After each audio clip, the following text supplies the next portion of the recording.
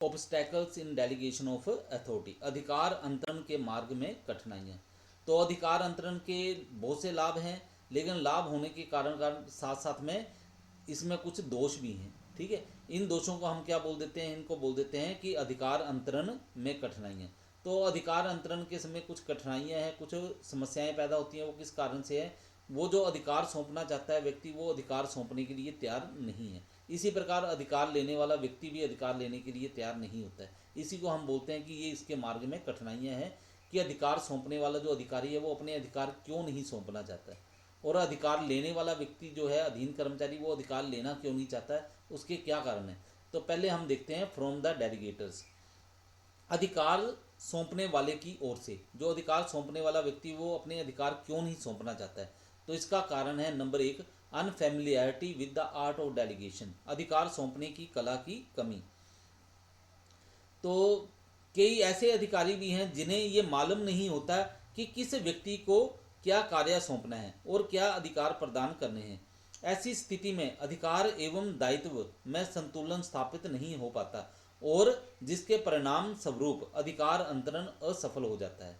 ठीक है, यानी कि ये क्या है, ये भी एक तरह की कला है, आर्ट है, और कई अधिकारी जो हैं इस कला से वाकिफ नहीं हो पाते हैं। ठीक है, फिर उसके बाद नंबर 2 है हमारे पास डिजायर टू एडमिनिस्टर, शासन की इच्छा।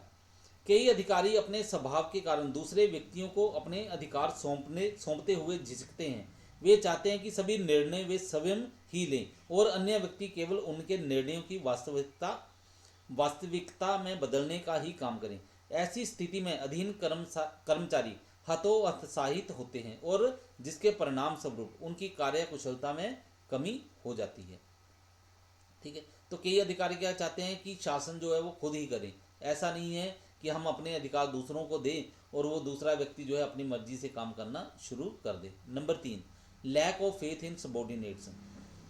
तो ये जो उच्च अधिकारी हैं कई, वो क्या करते हैं, उनको विश्वास ही नहीं है अपने अधीन कर्मचारियों के ऊपर। उनको लगता है कि अगर वो अपने अधीन कर्मचारियों को अधिकार सौंप देंगे और काम जो है उनका गलत हो जाएगा, तो उसकी जवाबदेही जो है उनको खुद देनी पड़ेगी अपने उच्च अधिकारी के प्रति। ठीक है, तो उनसे डांट भी प्राप्त हो सकती है। तो इसलिए जो उच्च अधिकारी हैं ये अपने अधीन कर्मचारियों के ऊपर विश्वास ही नहीं करते हैं। कभी कभी उच्च अधिकारी अपने अधीनस्थों को बिल्कुल अयोग्य समझ बैठते हैं, और ऐसी धारणा के होते हुए वे उनके अधिकार नहीं सौंपते और सारे निर्णय स्वयं ही लेते हैं।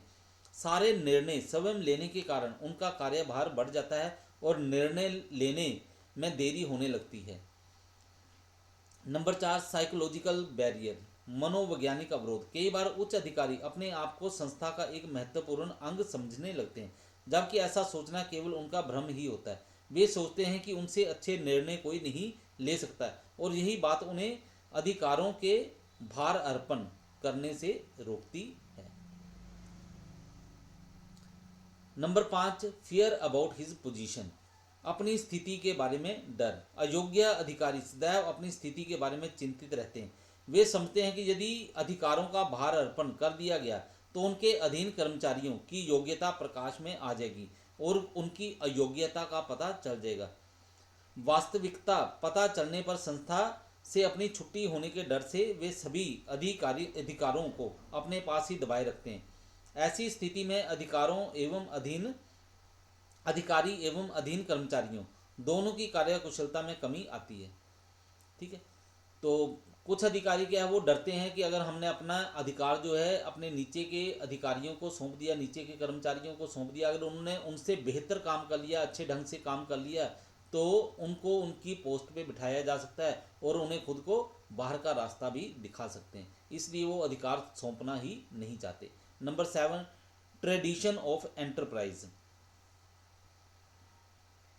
ठीक है, नंबर 6 कर लेते हैं पहले हम, डिजायर टू मेक आइडेंटिटी, अपनी पहचान बनाने की इच्छा। कई बार अधिकारी ये चाहते हैं कि संस्था के सभी कार्यों का श्रेय केवल उन्हें ही प्राप्त हो और संस्था में उनकी पहचान बने। ऐसी भावना से प्रेरित होकर वे अधिकारों का भार अर्पण नहीं करते। नंबर 7, ट्रेडिशंस ऑफ एंटरप्राइज, उपक्रम की परंपराएं। कुछ संस्थाएं ऐसी होती हैं जिनमें अधिकार सौंपने की परंपरा ही नहीं होती।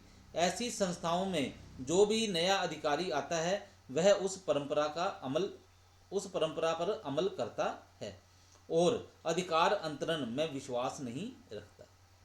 नंबर 8, रेगुलर इंटरफेरेंस, लगातार हस्तक्षेप। कई अधिकारी आदत से मजबूर होते हैं, वे अधिकारों को सौंप तो देते हैं लेकिन अधीन कर्मचारियों के कार्यों में लगातार हस्तक्षेप करते रहते हैं। ऐसा करने से अधीन कर्मचारियों की निर्णय लेने की स्वतंत्रता समाप्त हो जाती है और भार अर्पण से अपेक्षित लाभ प्राप्त नहीं होते।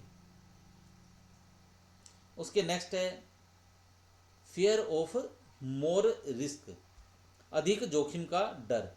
अधिकारियों को यह पता होता है कि अंतिम उत्तरदायित्व उन्हीं का होगा। कुछ डरपोक अधिकारी अधीन कर्मचारियों को अधिकार सौंपकर किसी तरह का जोखिम उठाने का साहस नहीं जुटा पाते, अतः जोखिम के भय से वे अधिकारियों को अपने पास ही रखते हैं। ठीक है, बहुत से अधिकारी जो हैं वो इसी बात से डरते हैं कि अगर अधीन कर्मचारियों ने काम ठीक ढंग से नहीं किया तो अंतिम उत्तरदायित्व जो है, अंतिम जवाबदेहिता जो है वो उनकी अपनी ही बनेगी। इसलिए वो इस बात से डरते हैं कि जोखिम ना उठाना पड़े। इस जोखिम को ना उठाने के कारण वो अपने अधिकारों को अपने अधीन कर्मचारियों को सौंपना नहीं चाहते।